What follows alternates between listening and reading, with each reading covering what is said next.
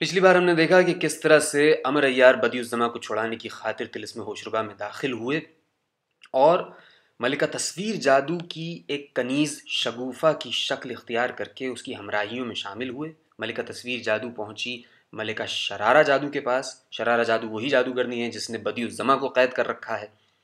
ادھر بدی الزما کو دیکھ کر ملکہ تصویر جادو اس پر عاشق ہو گئی۔ اس کے بعد ملکہ تصویر جادو وہاں سے چلی گئی، لیکن امر عیار جو شگوفہ کی صورت بنا ہوا تھا اس نے شرارہ سے کہا کہ میں آپ ہی کے پاس ٹھہرنا چاہتی ہوں اور آپ کی خدمت بجا لانا چاہتی ہوں، اور میں بہت موسیقی میں طاق ہوں اور میں آپ کی خدمت میں حاضر رہنا چاہتی ہوں۔ وہ وہیں رک جاتا ہے امر عیار بشکل شگوفہ، اور ملکہ تصویر بدی الزما کے عشق میں بے حال وہاں سے نکل جاتی ہے۔ اب آگے کا قصہ سنیے کہ جب ملکہ بے حال وہاں سے نکل چکی ہے اور اس کے بعد امر عیار ملکہ شرارہ جادو کے پاس ہے شکل بشکل شگوفہ، لیکن اب حال ریش تراشندہ کافران و سر برندہ جادوگران خنجر گزار خواجہ امر نامدار کا سنیے کہ یہ جو باغ میں ملکہ شرارہ کے پاس ٹھہرے تھے، شام تک تو بارہ میں شرارہ کی خواصوں کے ساتھ خوش فیلی اور مذاق کرتے رہے۔ کسی کی چٹکی لے لی، کسی کے گال پر گال رکھ دیا، آنکھ بچا کر جس کا جو مال پایا زنبیل میں رکھ لیا۔ اب کسی کا پاندان ندارت، کسی کا مقابہ غائب، ایک ہنگامہ ہے معلوم نہیں ہوتا کون لے گیا۔ غرض اسی ہنگام میں شام ہوئی۔ شرارہ نے کھانا، شراب، کباب، سب نعمتیں اپنے خاصے پر سے بھیجیں۔ جب سب ضروریات سے فراغت ہوئی، چبوترہ بلوری پر شرارہ فرش بچھوا کر بیٹھی۔ باغ میں روشنی ہوئی، قندیلیں مثل قطرہائے نور ہر درخت میں آویزاں ہوئیں۔ بارہ دری میں ہانڈیاں، جھابے، جھاڑ، کنول، جملہ شیشہ آلات فراشوں نے درست کر کے روشن کیا۔ سبحان اللہ، ایسی جگہ کا کیا کہنا۔ آئینہ تھا کہ باغ جوہر تھا، بے تکلف دل سکندر تھا۔ زور دیوار گیریوں پہ بہار، کہیے پستان شاہد دیوار۔ طرفہ فرشی کمل پہ تھا جوبن، نار نور ایک جا پہ تھے روشن۔ فواروں کے خزانے میں بادلہ کتر کر ڈال دیا اور نہروں کا پانی چھلکایا گیا۔ القصہ جب خوب آراستگی ہو چکی، اس وقت ارباب نشاط کی طلب ہوئی۔ شرارہ نے کہا شگوفہ کو بلاؤ۔ بمجرد حکم شگوفہ حاضر ہوئی اور پشواز منگا کر پہنی، 84 پاؤں میں باندھی۔ سازندوں گائنوں سے جو ملازم شرارہ تھیں حکم دیا کہ ساز اپنے اپنے ملائیں، اور امر نے جوڑی نئے کی اپنے پاس سے نکالی۔ جاننا چاہیے کہ امر کو کوہ ابو قبیس پر امیر حمزہ کے ساتھ حضرت جبرائیل نے شاگرد کیا ہے اور 3 دانے انگور کے کھلائے ہیں، کہ ایک دانے کی خاصیت یہ ہے کہ امر خوش الحان ہے اور الحان داؤدی رکھتا ہے، اور دوسرے دانے کی تاثیر سے 72 صورتیں بدل سکتا ہے، جس صورت کا خیال لائے بقدرت خدا وہی بن جائے، اور تیسرے دانے کے سبب سے امر زبان ہر قوم کی سمجھتا ہے اور انہی کے محاورے میں گفتگو کرتا ہے۔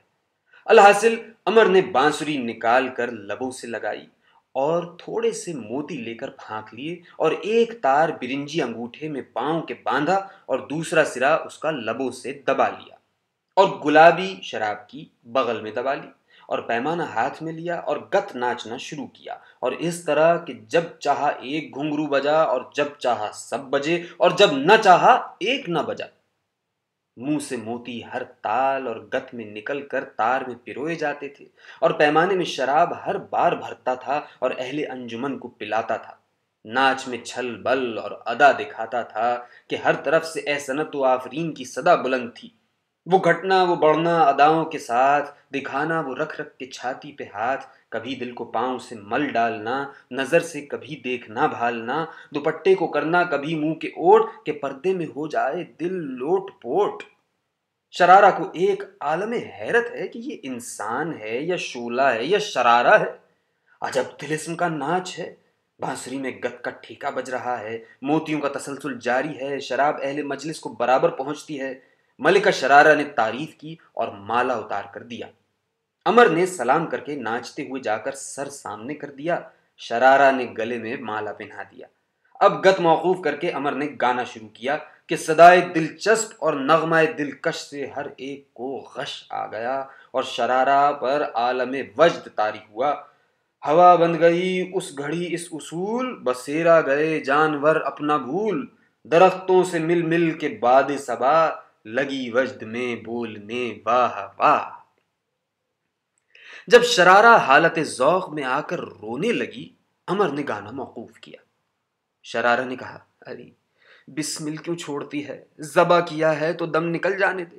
شگوفہ نے عرض کیا کہ اے ملکہ، کچھ حال اپنا میں غزل میں عرض کرتی ہوں۔ غزل: آنکھوں کو جانتی ہوں پیالہ شراب کا، مستوں کو فرض عین ہے پینا شراب کا، میرا خمیر بادۂ انگور سے بنا، گھٹی میں مل گیا میری قطرہ شراب کا، خم خانہ جہاں میں وہ علامہ دہر ہوں، دیتا ہے مجتہد مجھے فتویٰ شراب کا۔ جب یہ اشعار شرارہ نے سنے، سمجھی کہ یہ طالب شراب ہے، لحاظ سے مانگ نہیں سکتی ہے، بڑی تمیزدار ہے کہ اس نے اہل محفل کو شراب پلائی اور آپ نہیں پی، بس فوراً حکم دیا کہ مے خانے کا اسباب حاضر کرو۔ کنیزیں دوڑیں اور کشتیاں شراب کی اور ساغر و کنٹر و گلابیاں سب لا کر موجود کر دی۔ شرارہ نے کہا کہ اے شگوفہ، آج تو نے مجھے محظوظ کیا، میں نے اب تجھے اپنا مقرب بنایا اور اپنی انیسوں میں داخل کیا، آج ساقی گری ہماری صحبت میں کر اور ہمیں بھی شراب پلا۔ عمر یعنی شگوفہ نے پڑھ کر 5 اشرفیاں نظر دیں کہ عہدہ ملا۔ شرارہ نے خلعت فاخرہ دیا، خلعت پہن کر میخانے کو شگوفہ نقلی نے آراستہ کیا، سبز کنٹر اور شیشوں کو شراب کے جہاں جھاڑ روشن تھے وہاں مثل گلدستے کے آراستہ کیا، سبز کنٹر اور شیشے کو سرخ کے برابر رکھا اور اس طرح جھاڑ کے مقابل کیا کہ اس کی روشنی اس پر پڑے اور فرش پر گلدستے رکھے ہوئے معلوم ہوں۔ اس طرح کے پھیر بدل کرنے سے غرض عمر کی یہ تھی کہ بجلدی تمام شراب میں بے ہوشی آغشتہ کرے، غرض آنکھ سب کی بچا کر سب شراب کو آغشتہ بداروئے بے ہوشی کر دیا، اور پھر اسی طرح ناچنا شروع کیا اور گلابی شراب کی بغل میں داب کے شراب پیمانے میں بھر کے ناچتا ہوا ملکہ شرارہ کے قریب آیا اور جام کو سامنے کر کے عرض کیا، بنوش بادے کہ ایام غم نخواہد ماند، چنا نہ ماند و چنین نیز ہم نخواہد ماند۔ ترجمہ: شراب پیو کہ غم کے یہ دن ہمیشہ نہیں رہیں گے، جب وہ عیش کے دن نہیں رہے تو یہ بھی نہیں رہیں گے۔ شرارہ جادو نے ہاتھ بڑھایا کہ جام لے کر پیے، شگوفہ نے اس جام کو اچھال دیا اور اسے سر پر روکا، لیکن ایک قطرہ شراب کا چھلک کر نہ گرا، اور سر کو سامنے لے جا کر جھکایا اور عرض کیا کہ اے ملکہ، افسروں اور سرداروں کو سر سے شراب پلاتے ہیں۔ شرارہ جادو کو اس کے ہنر ہائے شائستہ پر ایک حیرت طاری ہوئی، الغرض جام شراب اس نے لے کر چاہا کہ پی جائے، وہ شراب جب اس کے منہ کے قریب آئی اور سانس کی ہوا شرارہ کی اس کو لگی، وہ شراب شعلہ ہو کر اڑی اور جام خالی رہ گیا۔ اب شرارہ کو ہوش آیا کہ یہ کیا ماجرا ہے، معلوم ہوتا ہے کہ یہ شخص کوئی عیار ہے۔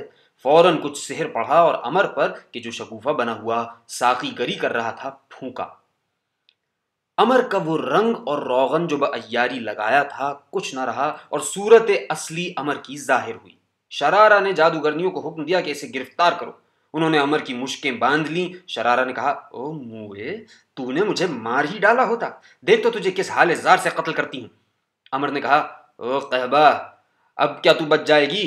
ماں بدولت جہاں تشریف لاتے ہیں پھر بے نیل مقصود پھر کے نہیں جاتے ہیں، دیکھ تھوڑے عرصے میں تجھے واصل جہنم کرتا ہوں۔ شرارہ کو یہ کلمات سن کر غصہ آیا۔ راوی کہتا ہے کہ جب سے شہزادہ بدیع الزماں کو شرارہ نے مقید کیا ہے، سحر کے بیر مقرر کر دیے تھے کہ اگر کوئی عیار شہزادہ نامدار کو چھڑانے آئے تو مجھے خبر ہو جائے۔ یہ باعث تھا کہ شراب شعلہ بن کر اڑی اور عمر کو اس نے گرفتار کر لیا۔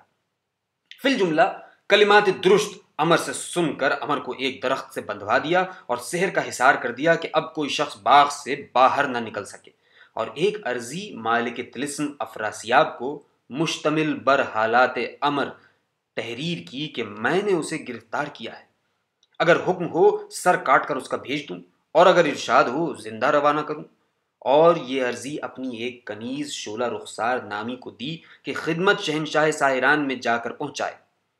شعلہ رخسار عرضی لے کر چلی، لیکن اب حال افراسیاب جادو مالک طلسم سنیے کہ اس کی عملداری میں 60,000 ملک جادوگر اور جادوگرنیوں سے آباد ہیں، اور وہاں کے بادشاہ سب اس کے مطیع و منقاد ہیں۔ اور اس طلسم میں 3 مقام ہیں، ایک پردہ ظلمات، ایک طلسم باطن، ایک طلسم ظاہر۔ پردہ ظلمات میں بزرگ افراسیاب کے مثل ماہی زمرد رنگ و آفات چہار دست وغیرہ رہتے ہیں کہ ذکر ان کا وقت فتح طلسم آئے گا۔ اور طلسم باطن میں وزراء، امراء، مقربان شاہ یعنی افراسیاب کے رہتے ہیں، مثل ملکہ حیرت وغیرہ۔ اور طلسم ظاہر میں رعایا اور اکابران شہر ساکن ہیں۔ اور ظاہر و باطن طلسم کے درمیان میں ایک دریائے سحر بنایا ہے کہ نام اس دریا کا دریائے خون رواں ہے، اور اس پر ایک پل دھوئیں کا بنا ہے، اور 2 شیر دھوئیں کے اندر پل پر کھڑے ہیں، اور ایک عمارت پل کے اوپر 3 درجے کی بنی ہے۔ اول درجے میں اس کے پریزادیں شہنائیاں اور قرنائیں منہ سے لگائے کھڑی ہیں، اور دوسرے درجے میں پریاں موتی جھولی میں بھرے ہوئے کھڑی اچھالتی ہیں کہ موتی دریا میں گرتے اور دریا کی مچھلیاں ان موتیوں کو منہ میں لیے تیرتی پھرتی ہیں۔ اور تیسرے درجے میں بڑے بڑے قداور جوان قوم کے حبشی ہیں کہ وہ 2 صفیں باندھے ہوئے با شمشیر برہنہ کھڑے ہیں اور آپس میں لڑ رہے ہیں، اور خون ان کے جسم سے بہہ کر دریا میں گرتا ہے کہ پانی اس کا وہی خون ہے۔ اسی سے نام اس کا دریائے خون رواں اور نام پل کا پل پری زادہ ہے۔ افراسیاب ہر جگہ طلسم میں سیر کرتا پھرتا ہے، اور ہر مقام میں باغ اور عمارتیں اور سیرگاہیں اور مکانات افراسیاب کے تعمیر ہیں کہ ذکر ان کا بروقت داخلہ امر اور طلسم کشا شاہزادہ اسد کے بیان ہوگا۔ غرض یہ ساحرہ فرستادہ شرارہ بزور سحر اڑ کر روانہ ہوئی، اور دریائے خون رواں کے کنارے پہنچ کر پکاری کہ اے شہنشاہ ساحران، میں فرستادہ شرارہ جادو کی حضور پرنور کی خدمت میں حاضر ہوں۔ افراسیاب اندر طلسم باطن کے ایک باغ ہے کہ نام اس کا باغ سیب ہے، وہاں مائے ارکان سلطنت جلوہ فرما تھا کہ یکا یک شعلہ رخسار کے آنے کی خبر اس کے سحر نے اسے پہنچائی۔ راوی کہتا ہے کہ افراسیاب جادو اتنا بڑا ساحر ہے کہ طلسم کے اندر جو اس کو پکارتا ہے سحر اسے خبر دیتا ہے، اور ایک کتاب اس کے پاس ہے کہ نام اس کا کتاب سامری ہے، اس میں سب حال ہر ایک کا معلوم ہوتا ہے، اور بہت سے پتلے کہ بعض فولاد کے ہیں بعض مٹی کے کہ وہ حکم سے افراسیاب کے لڑتے ہیں اور سب کام کرتے ہیں، اور جس کو حکم ہوتا ہے پنجے کی صورت ہو کر اس کو اٹھا لے جاتے ہیں۔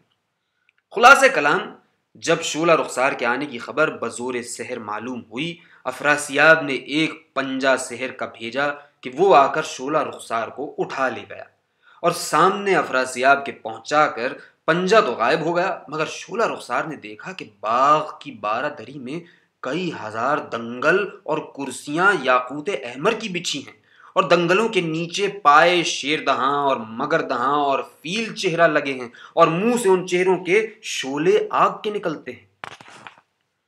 اور ان کرسیوں اور دنگلوں پر معززان طلسم ساحران نامی بلباس فاخرہ بیٹھے ہیں، مثل ملکہ بہار جادو و نافرمان جادو و زعفران جادو و طاؤس جادو و مشکی منہ کاکل کشاؤ مخمور سرخ چشم وغیرہ کہ نام اوروں کے وقت پر گزارش ہوں گے۔ اور ملکہ حیرت جادو زوجہ افراسیاب تخت پر پہلو افراسیاب میں جلوہ گر ہے۔ وہ تخت مقام صدر میں آراستہ ہے، جواہرات بیش بہا جڑا ہے، اور سامنے ملکہ حیرت کے 5 عیار بچیاں کہ نام ان کے سرسر شمشیر زنو صبا رفتارو شمیمہ نقب زن و سنوبر کمن انداز و تیز نگاہ خنجر زن ہیں، حاضر ہیں۔ سرسر شہزادی ہے، اور 4 عیار بچیاں سرسر کی مصاحبیں ہیں، اور 2 وزیر زادیاں کے نام ان کے یاقوت جادو اور زمرد جادو ہیں، ملکہ حیرت کے سر پر رومال سے مغز پر رانی کر رہی ہیں۔ حضار دربار روب داب شاہی سے دست بستہ خاموش بیٹھے ہیں، اور 4 وزیر افراسیاب جادو کے نام ان کے باغبان قدرت اور سنت سحر ساز اور ابریق کوہ شگاف و سرمائے برف انداز ہیں، سر پر شہنشاہ جادواں افراسیاب کے مروحہ جنبانی کر رہے ہیں۔ الحاصل شعلہ فرستادہ شرارہ کی جب سامنے آئی، مجرا کر کے عرضی پیش کی۔ افراسیاب نے بعد ملاحظہ جواب لکھ دیا کہ امر کو قتل کرو۔ شعلہ جواب لے کر رخصت ہوئی۔ افراسیاب نے سحر کا پنجہ بلا کر دریائے خون رواں کے پار اسے بھجوا دیا۔ یہ وہاں سے شرارہ کے پاس چلی، مگر یہاں سے شرارہ کے باغ کا فاصلہ ہے، یہ تو دوسرے دن پہنچے گی۔ مگر اب حال امر کا بیان کیا جاتا ہے کہ یہ بلبلے شاخسار گلشن عیاری ایک درخت سے بندھے ہیں کہ اسی ہنگام میں جب زیادہ رات گئی، شرارہ جادو جا کر بارہ دری میں سو رہی۔ امر نے دل میں فکر کی کہ کسی تدبیر سے رہا ہوں اور شرارہ کو قتل کروں۔ اسی تدبیر میں تھا کہ اتفاق سے ایک کنیز شرارہ کی ادھر آ نکلی کہ جدھر یہ بندھے ہوئے تھے۔ اسے دیکھ کر اشارے سے اپنے پاس بلایا اور کہا، اے بندی لقا کی، ذرا دو باتیں میری سن لے۔ وہ کنیز جب قریب آئی، امر نے رونا شروع کیا اور کہا، میں صبح کو تم جانتی ہو کہ گردن مارا جاؤں گا اور جلاد جو کچھ مال وغیرہ میرے پاس ہے لے لے گا، اس لیے چاہتا ہوں کہ تجھے مال اپنا سپرد کروں اگر تو میری وصیت سنے اور کہنا میرا قبول کرے۔ اور یہ بھی تجھے معلوم ہے کہ میں یار حمزہ صاحب قران ہوں، جواہر اور زر و گوہر بے انتہا اپنے پاس رکھتا ہوں۔ یہ کنیز کے نام اس کا سمن اظہار ہے۔ مال کا نام سن کر لالچ میں آئی اور پاس امر کے بیٹھ گئی اور کہا، بیان کر وہ کیا وصیت ہے اور کس قدر مال ہے؟ امر نے کہا، مال تو بہت ہے، مگر پہلے وصیت سن لو، اور وہ یہ ہے کہ جب میں قتل ہو جاؤں تو کچھ مال صرف کر کے لاش میری شرارہ سے مانگ لینا اور اسے کفن دے کر دفن کر دینا، اور لشکر صاحب قیران میں جا کر نصف مال میرا میری اولاد کو اور بیوی کو دینا اور باقی کو تم صرف کرنا۔ سمن اظہار نے کہا، اچھا وہ مال کیا ہے؟ امر نے کہا، ایک ہاتھ میرا کھول دو تاکہ وہ سب مال نکال کر میں تمہیں دوں۔ سمن اظہار نے امر کا ہاتھ کھول دیا۔ امر نے کسوت عیاری نکال کر زمین پر رکھ دی اور کہا، میرا دوسرا ہاتھ بندھا ہے، تم اسے کھولو اور جو جو میں کہوں وہ لے لو۔ اس نے وہ کسوت کھولی، اس میں سے اسباب عیاری کرنے کا نکلنے لگا، کہیں زنانی پوشاک، کوئی مردانی پوشاک، کچھ مٹھائی، کچھ رنگ روغن وغیرہ برآمد ہوا۔ امر بتلاتا جاتا ہے کہ یہ سب عیاری کرنے کی اشیاء ہیں۔ اس طرح ہم عورت کی شکل بنتے ہیں، یوں فقیر بنتے ہیں، یوں بادشاہ بنتے ہیں۔ اس مٹھائی میں بے ہوشی ملی ہے، یہ میوے آغشتہ بداروئے بے ہوشی ہیں۔ غرض ایک کیسہ زر بھی ان سب چیزوں کے بعد نکلا کہ اس میں جواہرات اور اشرفیاں تھیں۔ امر نے کہا، یہ تھیلی لے لو۔ سمن اظہار بہت خوش ہوئی اور وہ روپیہ لے لیا، پھر اس کسوت کو تلاش کرنے لگی۔ اب کی بار ایک ڈبیا یاقوت احمر کی نہایت سبک ترشی ہوئی کہ جس کی ضوء سے وہ جگہ تمام منور اور روشن ہو گئی، اس میں سے نکلی۔ امر نے وہ درج جلدی سے اٹھایا۔ سمن اظہار نے کہا، اس میں کیا ہے؟ کہا، اس میں میری جان ہے، جو کچھ میں نے کمایا ہے سب اس میں رکھا ہے۔ کنیز نے کہا، یہ بھی مجھے دے۔ امر نے کہا، یہ اپنے ساتھ قبر میں لے جاؤں گا۔ سمن اظہار نے کہا، اچھا بتلا اس ڈبیا میں کیا چیز ہے؟ امر نے کہا، اس میں ایک گوہر بے بہا ہے کہ جس کی قیمت اگر ہفت اقلیم کی سلطنت بھی ملے جب بھی کم ہے۔ سمن اظہار نے کہا، اے امر، آخر تو مارا ہی جائے گا، یہ بھی مجھے دے دے، میں تیرے عیال و اطفال کے ساتھ کمال احسان کروں گی۔ امر نے کہا، خیر تو بھی کیا یاد کرے گی، اسے بھی لے لے، لیکن ایک بار مجھے ڈبیا کھول کر یہ موتی پھر دکھا دے۔ سمن اظہار نے امر سے وہ ڈبیا لے کر چاہا کہ اسے کھولے، وہ کھل نہ سکی۔ امر نے کہا کہ سینے کے برابر رکھ کے دونوں ہاتھوں سے زور کر کے کھولو۔ اس نے قریب سینے کے لا کر زور کیا، وہ ڈبیا کھلی اور اس میں سے غبار بے ہوشی اڑا اور اس کے منہ پر پڑا کہ ایک چھینک آئی اور بے ہوش ہو گئی۔ امر کا ایک ہاتھ تو کھلا ہوا تھا، دوسرا بھی کھول لیا اور سمن اظہار کو اٹھا کر علیحدہ لا کے ایک گوشہ باغ میں رنگ روغن عیاری کا لے کر اس کو اپنی صورت بنایا اور آپ اس کی شکل بنا، اور اس کی زبان میں ایک روغن ایسا لگا دیا کہ زبان اس کی منہ میں پھول گئی اور کلام کرنے سے معذور ہوئی۔ اسے لا کر اسی درخت سے اپنی جگہ پر باندھ دیا اور سب اسباب اپنا کسوت عیاری میں باندھ کر وہاں آیا جہاں سمن اظہار سویا کرتی تھی، کس لیے کہ جب امر شگوفہ بنا ہوا تھا تو سب کنیزوں کے رہنے کی جگہ ان کے ساتھ رہ کر دیکھ لی تھی۔ غرض اس کے پلنگ پر آ کر امر لیٹ رہا، یہاں تک کہ زندانی فلک قید خانے سے مشرق کے زنجیر شعاع میں مسلسل میدان چرخ میں آیا اور خسرو انجم سپاہ نے دربار سیار گام برخاست کیا۔ سحر چوں زاغ شب پرواز برداشت، خروس صبح گاہ آواز برداشت۔ ترجمہ، وقت سحر جب رات کا کوا اڑ گیا سحر چون زاغ شب پرواز برداشت، خروس صبح گاہ آواز برداشت۔ ترجمہ: وقت سحر جب رات کا کوا اڑ گیا تو صبح کے مرغ نے بانگ دینی شروع کی۔ انا دل لہن دلکش بر کشیدند، لحاف غنچہ از رخ در کشیدند۔ ترجمہ: بلبلوں نے دلکش نغمہ گانا شروع کیا اور چہرے سے غنچے کا لحاف اتار پھینکا۔ سمن از آب شبنم روئے خود شست، بنفشہ جاد عنبر بوئے خود شست۔ ترجمہ: سمن نے شبنم سے اپنا منہ دھویا اور بنفشہ نے اپنی معنبر لٹوں کو دھو کر صاف کیا۔ دم سحر شرارہ جادو خواب غفلت سے بیدار ہوئی اور کنیزیں بھی سب اٹھیں۔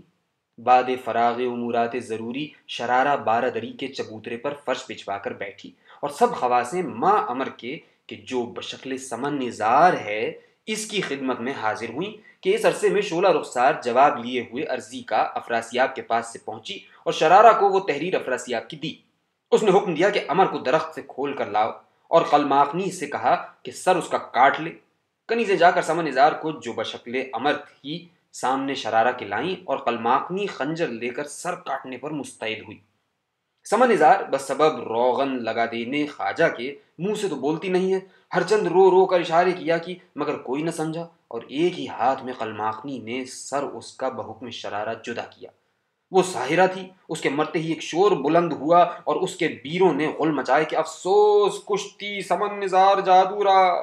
ایک تاریکی چھا گئی، امر جو اس کی شکل بنا ہوا تھا اسی اندھیرے میں بھاگ کر ایک گوشہ باغ میں جا چھپا اور شرارہ سیاہ بخت یہ تاریکی دیکھ کر اور شور و غوغا سن کر گھبرائی کہ سمن نظار کا نخل ہستی برباد ہوا اور امر نے بفن مکاری مجھے خار دیا اور آپ چھوٹ گیا۔ کنیزوں سے کہا کہ جا کر سمن نظار کی جگہ پر دیکھو کہ وہ باغی وہاں بیٹھا ہوگا۔ کنیزیں نسیم آسا برائے تعمیل حکم چلیں اور سمن نظار کی جگہ پر جا کر دیکھا، کسی کو نہ پایا۔ شرارہ کو مطلع کیا کہ وہاں کوئی نہیں ہے۔ اس نے کہا اچھا، صندوقچہ سحر کا جو بارہ دری کے بیچ طاق میں رکھا ہے اٹھا لاؤ۔ میں نے رات کو حصار سحر سے کر دیا تھا کہ کوئی باغ کے باہر نکل کے نہ جا سکے۔ یقین ہے کہ وہ دزد تم کنیزوں میں ملا ہے، میں اس صندوقچے سے دریافت کر لوں گی۔ یہ حکم کرتے ہی کنیزوں نے وہ صندوقچہ سحر اس کے سامنے حاضر کیا۔ شرارہ نے اس کا پٹرا اٹھایا، اس میں ایک کڑا مثل حلقے کے بیچ میں لگا تھا۔ اس نے حکم دیا کہ اس حلقے میں سب ہاتھ ڈالو، جو امر ہوگا اس کا ہاتھ اس میں سے نکل نہ سکے گا۔ سب کنیزوں نے ہاتھ حلقے میں ڈالا مگر کسی کا ہاتھ نہ پھنسا۔ شرارہ نے کہا جاؤ صندوقچہ رکھاؤ، تم میں کوئی امر نہیں ہے۔ اب میں آج رات کو سحر اپنا جگاؤں گی اور دریافت کروں گی کہ امر کہاں ہے۔ کنیزیں صندوقچہ رکھ آئیں، لیکن یہ حال امر نے گوشہ باغ سے دیکھا، خاموش ہو رہا اور چار طرف نگاہ کی۔ ایک طرف کو ایک جھونپڑی باغبانیوں کے رہنے کی معلوم دی۔ امر درختوں کی آڑ میں چھپتا ہوا اس جھونپڑی کے قریب آیا، دیکھا ایک بڑھیا اس جگہ لیٹی ہے۔ امر نے اس سے پوچھا تو کون ہے؟ کہا گلشن باغبانی کی ماں ہوں، میرا نام چمپا ہے۔ امر نے ایک بیضۂ بے ہوشی اس کے منہ پر مارا اور اسے بے ہوش کر کے زنبیل میں ڈالا اور اس کی صورت بن کر لکڑی ہاتھ میں لیے سامنے شرارہ کے آیا اور اس کی بلائیں لی، گرد پھرا۔ شرارہ نے کہا کیوں چمپا، آج کیا ہے؟ عرض کی قربانت چون، آج سنا ہے کہ کوئی چور آپ کا بھاگا ہے اور آپ نے جو باغ میں رہتے ہیں سب کا امتحان کیا ہے۔ لونڈی بھی حاضر ہوئی ہے کہ میرا بھی امتحان لیجئے۔ شرارہ نے کہا اے چمپا، تیرے امتحان کی کیا ضرورت ہے؟ میں آج رات کو سحر تیار کروں گی، جہاں امر ہوگا وہاں سے خود چلا آئے گا۔ چمپا نے کہا واری جاؤں، کل کی بات کل کے ہاتھ ہے، آج جو سب کے ساتھ کیا ہے وہی میرے ساتھ بھی کیجیے۔ شرارہ نے کہا اچھا، صندوقچہ سحر اٹھا لاؤ۔ چمپا نے کہا حضور میں لاتی ہوں، بتلائیے کہاں رکھا ہے؟ کہا بیچ کے طاق میں بارہ دری کے۔ چمپا لاٹھی پکڑے چلی اور اندر بارہ دری کے آ کر اس صندوقچے کو کھولا۔ سب تو باہر ہیں، اکیلے قابو پا کر بے ہوشی کا غبار سب اس میں الگ سے کہ کڑے میں ہاتھ نہ لگنے پائے بھر دیا اور پٹرا بند کر کے صندوقچہ لے کر آہستہ آہستہ چلی۔ شرارہ نے کنیزوں سے کہا ارے وہ بڑھیا ہے، تم جا کر اس سے لے لو۔ غرض ہاتھوں ہاتھ وہ صندوقچہ شرارہ کے پاس آیا اور امر بھی چمپا کی شکل بنا ہوا قریب شرارہ کے آ کر کھڑا ہوا۔ شرارہ نے جو ہی اس کا پٹرا کھولا، ایک بکا بے ہوشی کا دھوئیں کی طرح نکلا کہ گرد کی خواصیں اور شرارہ جادو چھینک مار کر بے ہوش ہوئیں۔ امر نے جیسے ہی شرارہ بے ہوش ہوئی خنجر مارا کہ سر اس کا کٹ گیا اور قیامت کا سامان برپا ہوا۔ برف باری اور سنگ باری سحر کے زور سے ہونے لگی، بیروں نے غل مچائے۔ مگر اس ہنگام میں امر نے گلی میں عیاری اوڑھ لی اور نظر مردم سے نہا ہو کر سفید مہرہ کہ جس کی صدا سے دیو ناچنے لگتا ہے اور مثل اشیاء نادرہ کے ایک یہ بھی ہے، نکال کر بجایا۔ سب نے اس آفت میں سنا کہ کوئی کہتا ہے جلدی یہاں سے بھاگو ورنہ تم سب مارے جاؤ گے۔ اس صدائے مہیب کے سننے سے باقی کنیزیں اور ملازم شرارہ کے باہر باغ کے بھاگے اور امر نے جو کنیزیں کہ بے ہوش ہو گئی تھیں ان کے سب کے سر کاٹ لیے۔ بڑی دیر تک غل اور شور و تاریکی رہی۔ آخر وہ ہنگامہ موقوف ہوا۔ امر نے دیکھا کہ لاشیں جادوگرنیوں کی پڑی ہیں اور باغ میں جو درخت اور مکانات سحر سے بنے تھے وہ غائب ہو گئے۔ اصلی درخت اور مکان رہ گئے ہیں اور بدی الزماں چھوٹے ہوئے ایک درخت کے نیچے کھڑے ہیں، امر کا تماشا دیکھ رہے ہیں۔ امر نے جب شہزادے کی جانب دیکھا اس وقت شہزادے نے سلام کیا۔ امر نے کہا اے فرزند تم کیوں کر رہا ہوئے؟ عرض کیا کہ شرارہ ساحرہ کے سحر کے ہتکڑیاں بیڑیاں تھیں، جب وہ جہنم واصل ہوئی وہ سب قید دفع ہو گئی اور حجرہ کھل گیا، میں باہر نکل آیا۔ امر یہ باتیں بدی الزماں سے کر رہا تھا کہ یکا یک ہوا تیز و تند چلی اور بونڈلے اٹھنے لگے اور کچھ بگولے پیچ و تاب کھاتے ہوئے شرارہ کی لاش کے گرد آ کر چکر مارنے لگے اور لاش کو چکر دیتے ہوئے زمین سے اڑا کر ایک سمت کو لے کر چلے۔ امر نے کہا اے بدی الزماں اب یہاں سے جلدی چلو، معلوم ہوتا ہے کہ یہ لاش شرارہ کی مالک طلسم کے پاس جائے گی اور کوئی لمحے میں آفت آئے گی۔ دادا نے کہا کوئی مرکب اگر ہوتا تو راستہ جلد چلا جاتا۔ امر نے کہا گھوڑا تو ایک جگہ بکاؤ ہے مگر روپیہ درکار ہے۔ بدی الزماں نے 1,00,000 روپیہ دینے کا وعدہ فرمایا۔ امر نے زنبیل سے قلم دوات و کاغذ نکالا کہ لکھ دو، تم نوجوان ہو شاید نہ دو تو میں نالش کر کے لے لوں گا۔ بدی الزماں بہت ہنسے اور رقعہ 1,00,000 روپیے کا لکھ دیا کہ لشکر میں چل کر دوں گا۔ امر نے رقعہ لے کر زنبیل میں رکھا اور باہر باغ کے جا کر زنبیل سے گھوڑا نکالا اور ساز و یراق سب نکال کر اسے کسا اور سامنے بدی الزماں کے لایا اور کہا ایک سوداگر سے جا کر ابھی میں نے مول لیا ہے۔ بدی الزماں نے کہا اچھا تاجر تھا کہ دروازے پر گھوڑا لیے منتظر آپ کا ایسی آفت میں کھڑا تھا۔ امر نے کہا اے فرزند حمزہ تجھے سوائے تقریر کے اور بھی کچھ آتا ہے؟ جلد یہاں سے چل، ایسا نہ ہو کوئی آفت آتی ہو۔ بدی الزماں غرض سوار ہوئے اور امر ہمراہ ہوا، دونوں باغ سے نکل کر چلے۔ اس کے آگے کی داستان ہوگی اگلی ویڈیو میں بیان۔